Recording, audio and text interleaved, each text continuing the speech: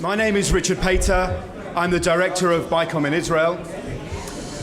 And it's my honor and pleasure to introduce the leader of the opposition, Isaac Herzog, who is here with us today.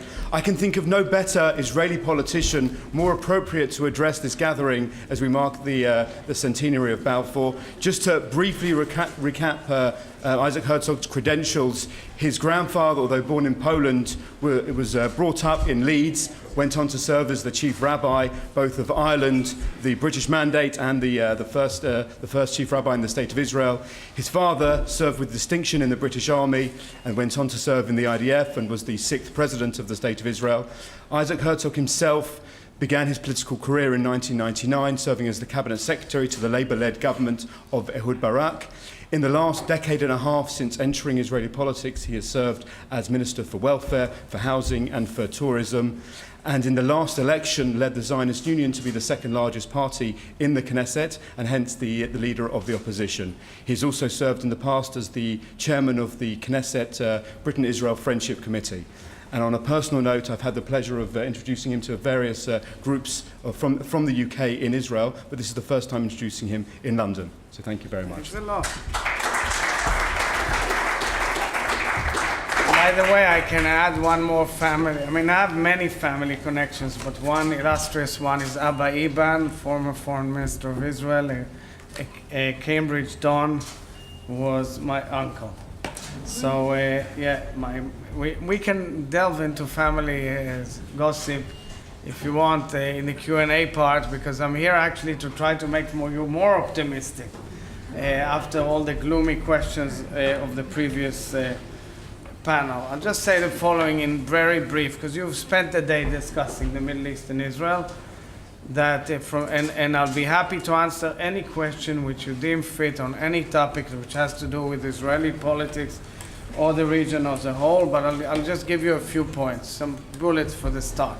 First of all, I'm really honored to attend tonight's event chaired by Lord Rothschild, Jacob Rothschild, who's one of the greatest Jewish leaders of our time, and Lord Balfour, Roderick Balfour, who was a guest of ours in Israel 2 months ago, two direct descendants of the great people who were part of the Balfour Declaration. Naturally, the letter was sent from Lord Balfour to Lord Lionel Walter Rothschild.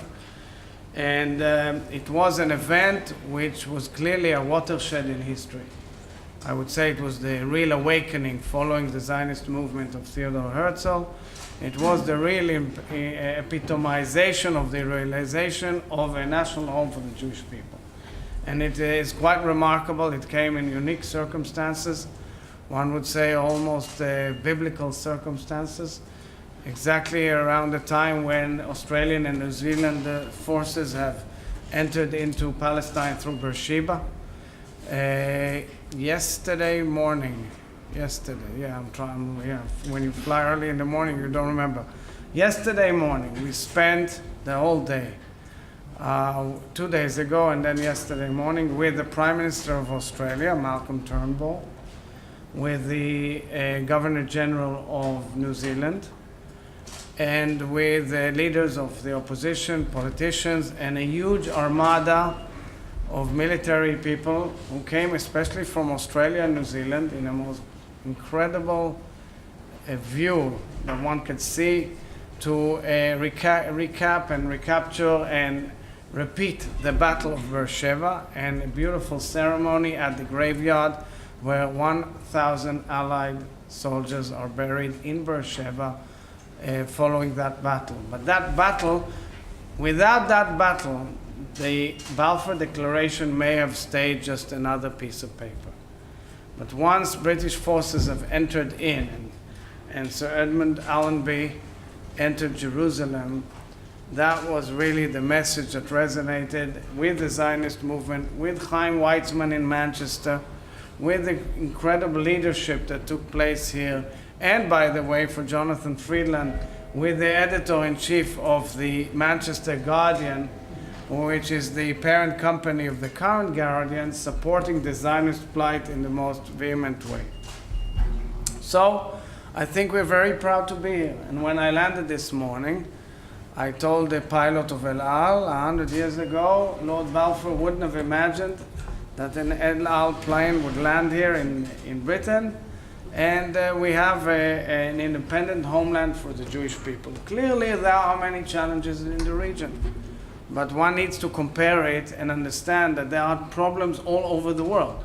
Why do you think our region is any different from any other regions or human behavioral mode? There are changes and there are challenges, but one needs to look at the picture in a whole. So first, let's start with Syria. I think with Syria, the human tragedy is enormous, undoubtedly extremely disturbing. But nonetheless, I do think that for the first time in many years, there may be an opening for some sort of a future arrangement relating to Syria vis-a-vis international forces which are present there, and to see where it takes us from here. So long as the battle was at its peak, at its heat, one could say there's no hope for anything, only a manslaughter of the worst kind imaginable. Definitely the worst manslaughter in modern history.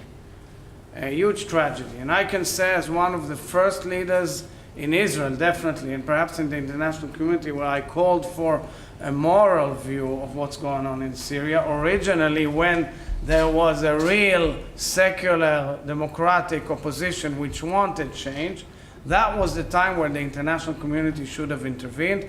Unfortunately, it didn't. Thereafter, all the rogue leaders and the worst type of organizations have gone in, bloodthirsty jihadists, and the clash was imminent, impossible, and the worst kind of reality emerged, whereby hundreds of thousands of innocent civilians have died. Recently, I published a critique in a beautiful book by Professor Philip Sands of UCL. He is an international law jurist. And he wrote a book about the origins of two terms in international law: crimes against humanity and genocide. Those terms were brought to bear by two famous Jewish jurists. One, his name was Raphael Lemkin, and the other was Hirsch Lauterbach, both of them from Lvov, both of them Holocaust survivors. One of them, Lemkin, was in Duke University. The other, Hirsch Lauterbach, was in Cambridge University. Hirsch Lauterbach was my mother's uncle. And he was a giant, and he founded the International Court in The Hague. And they termed these phrases, and it was adopted by the United Nations following the Nuremberg trials. And I said that the international order that emerged from World War II has collapsed in Syria, clearly collapsed. And that's a lesson for all.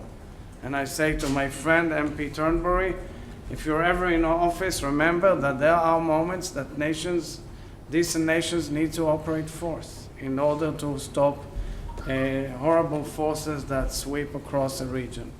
And I think the battle against ISIL spoke for itself, and that was a dominant cooperation of nations against ISIL, and I hope it will win. But then there is another force, and the fact that one tends to ignore the mission statement of that force, meaning the Iranians, is a huge mistake. You know, the Iranians have a strategy of playing it smart. They are excellent business people, tradesmen, and they know what they want to get. If you want to understand their philosophy, you have to listen to the leader. The leader says constantly, we want to annihilate Israel. That's the story.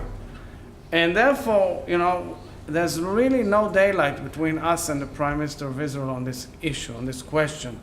It requires the agreement to be amended for the future, so that Iran doesn't get access to nuclear weapon, because it's a state with a mission, with a vision, which basically wants to radicalize the whole region, undermine moderate nations who want to go together and change the region. And it is a clash of two major coalitions in the region, which one needs to understand and decide on which side are we when this clash erupts. And right now, what this has led to, and General Gilad mentioned it correctly, this has led to a coalition of moderate Sunni nations which is willing and talking to Israel, wants to integrate it in the region, and is open to further cooperation because of a convergence of interest. Fine. That's politics. But that convergence of interest serves the interests of I would say, the international community, definitely serves the interest of Western leadership by the mere fact that these nations want to fight terror together, they want to contain the Iranian influence in the region, and they are going through changes which are dramatic. Saudi is going through change, the Emiratis have started well before them going through change, Egypt is going through change, Jordan definitely going through change, Oman and Morocco and other nations set up a precedent whereby they are willing, after 70 years of Israel's existence and 100 years to the Balfour Declaration, to accept Israel as a fact of life in the region. And definitely it's underneath a certain, I would say, crust, there is much more cooperation than one understands because of Israel's unique ability to come forward with great ideas towards humanity on all levels, from agriculture and science all the way to medicine and definitely security, fighting terror and all the rest. So all in all, there's a huge potential here. And there's a younger leadership. Whilst in 1999, when Ehud Barak went to Camp David and Yasser Arafat was left alone by his Arab colleagues, I would say if Abbas and whoever is the Israeli Prime Minister get into the room together, Abbas will have the backing of new leaders in the Arab world who are willing to go for peace. Because they are younger, because they have a less of an Israel complex than ever before, because they are willing to talk about it here and there, and despite all of the rhetoric, which is always complex and sometimes painful, there's something big behind. That was actually the reason why I was part of the initiation of a process which I initiated at the time, a year and a half ago, with Prime Minister Netanyahu to try to carve out a national unity government in order to pierce through together as two major national forces with the Arabs, which were waiting to us and ready and met us towards a two-state solution. Unfortunately, it failed because of political considerations predominantly in Netanyahu's camp. But what I want to say is that offer stays, and it's all there. The fact that President Sisi met with Netanyahu openly in New York, despite the fact that you hear and listen to the music in the region speaks for itself, and that requires direct confidence-building measures between Israel and the Palestinians. And they are there. There's a list. It's ready. It's capable. It's possible. And I still do believe that we can move forward together boldly if the leaders get to a room and move boldly. And they have to decide whether they want to cling to their rhetoric or move boldly. I do accept President Trump's efforts to move forward. We haven't seen yet a viable result, tangible result from his visit to the region. But there are a lot of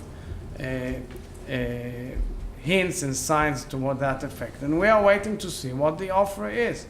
And can it move forward? And can we encourage the parties where Israel's security, for us, Israel's security is the underlying interest covering any deal, and that's a must, as a small country which must have defensible borders and definitely make sure that no radical rogue states is built right underneath our feet in Palestine. Yet we need to move boldly forward toward that effort, and all the good reasons for that were mentioned today. I don't need to elaborate on that because I think everybody understands that.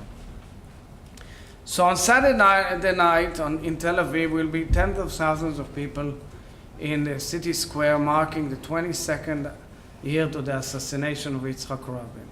And we will be talking about peace. And Israelis from all spheres of life will be there to speak about the need for peace. And one needs to understand that when one talks about peace, there is an innate desire by all quarters of our society,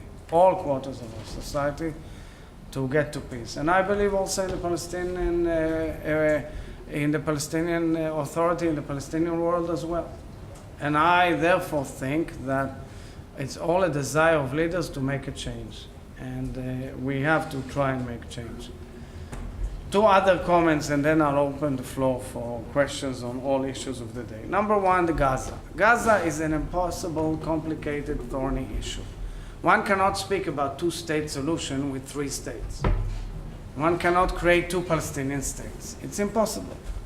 And clearly that was taken over by Hamas, by coup d'etat, where they butchered their own brothers and sisters of Fatah in a very brutal way.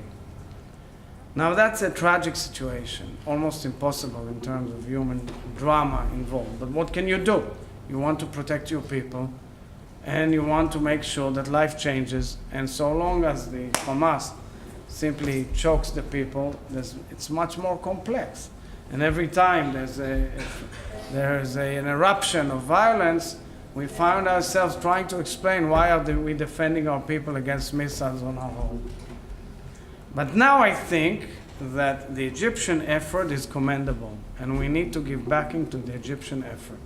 And I think President Sisi is playing a very vital role in trying to bring Gaza and the West Bank together to the floor, to cooperate and calm down the situation and create a basis for further development. It requires, though, being really cautious, because we have no illusions as to Hamas. No illusions. We know them.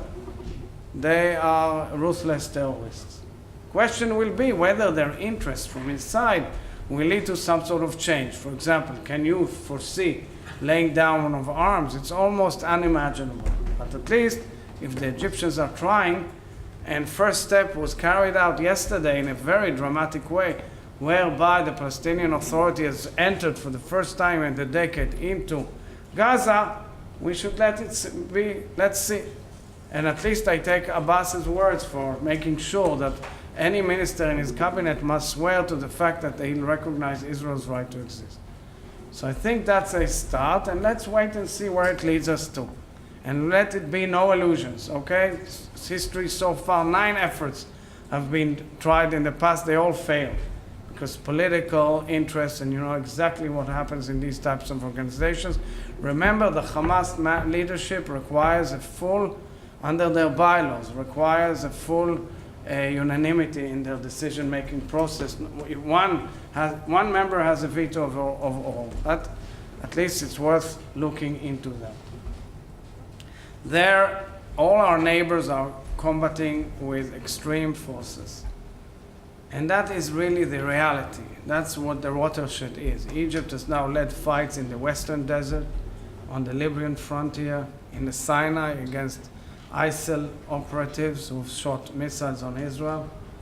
The region is full of it, and the clear convergence of interest is that all of us to cooperate together and create for the future a NATO-like structure, believe it or not, that cooperates against extremism in the Middle East. It can create a common denominator dealing with intelligence, with early warning, even with environmental issues for that matter in the future. But right now, cooperation against these forces. Both ISIL and Iran have led that partnership to emerge, and it's a golden opportunity to use that as a platform of getting Israel and Palestine into the room with all the parties concerned. And these Arab states say to us both, to you Israelis, we would say, we recognize your right to exist and under defensible borders, and we recognize your security interests. And to the Palestinians, they would say, and we recognize your right to have a Palestinian state of your own. Now, the question will be whether the international community will be able to carve this process and move forward.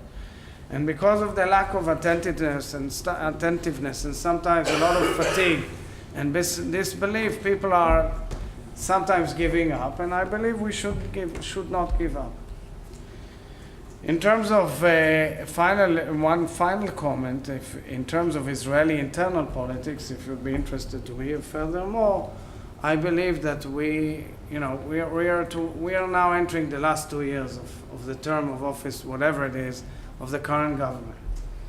And elections may be called sooner for obvious reasons that are known to many people. It's unclear when. Right now, the coalition itself is It's a cohesive coalition with a lot of internal disputes. And all I can say in this respect, of course, is that one needs to see unexpected possible developments within the next year leading to elections somehow because of internal decisions of the various members of the coalition, and that will have a bearing also on the future of any process in the Middle East. So whilst the Prime Minister of Israel has met with the Prime Minister of the United Kingdom today in 10 Downing, and right now with the Foreign Secretary together, and this is an important meeting, all I say is that if the international community has plans to move forward on the process, it should take into account the Israeli political timetable as well. And one final comment. We are here also under the invitation of BICOM. I want to thank BICOM leadership for the outstanding role of what they are doing in presenting the Israeli story in full coherence. I want to say that we are in another battlefront where we are all united, at least us in Israel and with the BICOM leadership, on the delegitimization of our state. And the fact is that the Balfour Declaration projected something that, had it been implemented in a timely manner, we would have saved millions of Jews in the Holocaust.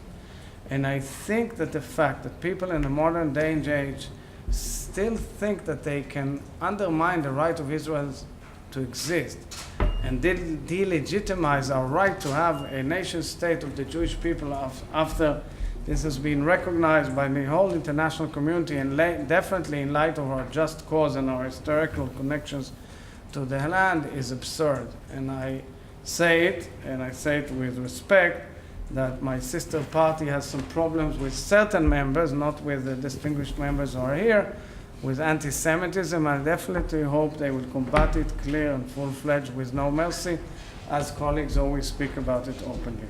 So I thank you all very much for your attention, and I'm opening the floor to questions, please.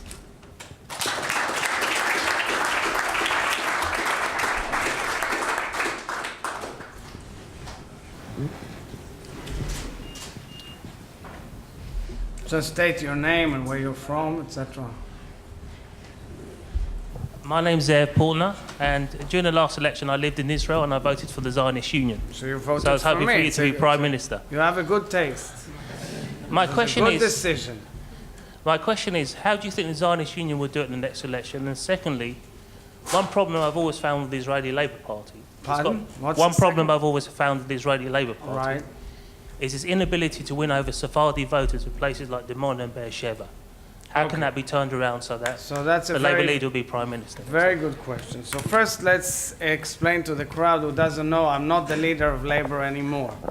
We had internal primaries for the leadership of the party. After 4 years of my term, I think I'm almost the longest serving Labour leader in the past few generations. Labour has a tendency to cut the head of its leader, but this was the first time that it cut it after he doubled the results of the party. I lost, however, the winner who came from the outside of our party, Mr. Avi Gabay. We work with very well together. I decided to make a moral call of duty for myself, and rather than playing annoyed, angry, frustrated, and all whatever it is in politics, I decided I lend a hand because I believe we have a huge cause to change the course of history in our country. We work together very well. I lead the opposition in the parliament because he's not a member of parliament. So it's the model you've seen in current politics around the world. A very bright, talented person, came from the business world, and was a minister from another party in Netanyahu's cabinet for a year and quit. And he's won the party by a landslide. Namely, party Labour members wanted another opportunity. And Mr. Gabay's background is that he comes from a Sephardi Moroccan family from Jerusalem, who came from Morocco, who started from scratch. He is an example of the Israeli success story, whereby people from over 100 countries came to Israel as a kind of I would say the biblical engine there's nothing like it to establish their new homeland, and I think he has quite a surprising chance. And that's good. And recent polls have shown two things. Number one, that Labor with Yair Lapid, namely Labor's result, called Zionist Union. We call it Zionist Union because of the partnership with Tzipi Livni's party, which I formed and broke the glass ceiling. So us, as Zionist Union, Labor, and Lapid's party together with Meretz and the Arab parties, we have a bloc of 60, which would prevent Netanyahu from forming a government if there's elections today. Now, that's already the second poll in a row, and that is an incredible development. And I think that comes from innate fatigueness from Netanyahu, and I think frustration of voters. And I think there is a chance that perhaps what I've started in the last election, which was the best result of Labor ever since Rabin's victory in 1992, where I doubled our votes from 400,000 to 800,000. In order to win, you need more than 1,100,000. I think there's a chance for it, and we will do whatever we can to win. Please. Yes, you need to give him the... Huh? Okay, I need 5 or more minutes. Hi, James Lake, Head of Politics at the Jewish Free School. Earlier the question was asked to another speaker, for Israel, is it better to maintain the status quo than to make any meaningful steps forward to a sort of a peace process? I'm interested to hear what's your response to that question. It's a very smart question, because there is a school of thought which says, what do you need to move? Stand still.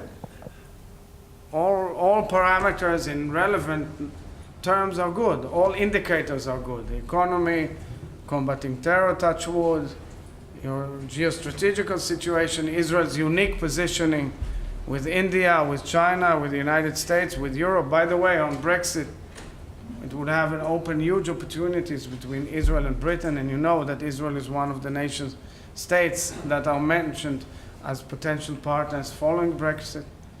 Nonetheless, it's so clear that there is an imminent future threat. There is a movie which is aired on all Israeli cinemas these days. It's an interview by our founder David Ben-Gurion, and it's an interview in English. He gave an interview in 1968 where he was interviewed for 8 hours in his kibbutz in the desert. And because of all sorts of technical problems of the time, the audio and the video were divided and lost. And finally, somebody found the audio in one archive and the video in another archive and concised this to an hour and a half. And it's unbelievable, like a prophecy. And David Ben-Gurion says, I had the ability to conquer the West Bank in 1948, but I decided on a decision between a Jewish state or wholeness of the land, I opted for a Jewish state. And that speaks for itself. The numbers are clear, the demographics are clear. And we need to separate from the Palestinians. We need to make an effort as much as we can. We've started that process. We should not give up. We have to do it smartly. It doesn't mean that, we are there to get rid of ancient and historical and something that comes from our sources, national sources, to give it up, but at the end, when you have to make practical decisions, painful decisions, leadership decisions, you have to make decisions to make sure that the future of your nation state is such. And it's all very clear, and that's why I think the next 100 years following the Balfour 100 should be focused on trying to be part of the region and make peace with our partners and enjoy a peaceful existence. I know it sounds sometimes odd, but one needs to believe, and things happen when you believe. I'll take one final last question, please. Yes, sir.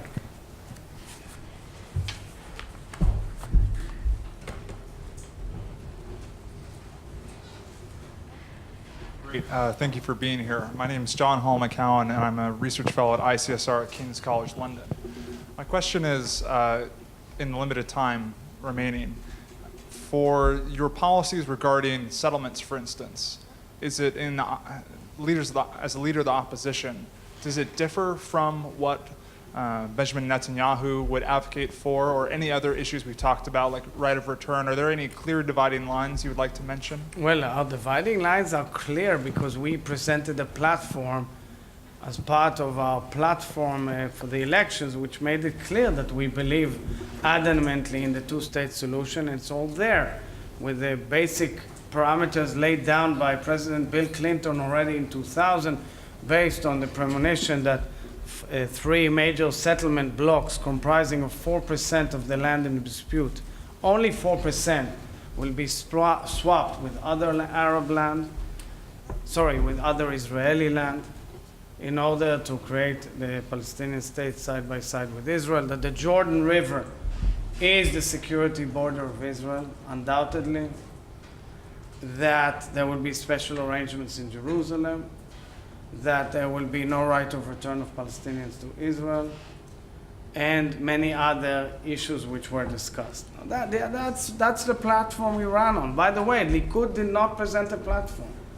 Netanyahu never brought forward any platform. He won the elections. We were very close. I led the polls, including on election day at noontime, and then he led a spin, which I won't go into too much, but it's a very painful one with undertones which are unacceptable to us, and he won the elections. But our vision of the two-state solution is clear, and Netanyahu's position on the two-state solution is unclear. He reneged on it in the last few months. When he negotiated with me, he believed it. After it collapsed, he reneged on it. And then the question comes forward, what does it mean? Now on settlements, I want to make clear, because our leader said something which is very important. We are not here to uproot Jews from their homes. This is not our business. Our business is to build Israel. And there could be situations whereby settlements will stay under Palestinian sovereignty outside the blocks, if it's possible. But it's to be discussed when one gets to this negotiating table. Now we're so far apart that there is no real opening agenda or terms of reference for negotiating it. So rather than asking about the settlements, one needs to ask what's the mechanism to get the parties into the room to negotiate, and try again to be innovative enough and creative enough and smart enough and bold enough to move forward. Thank you all very, very much.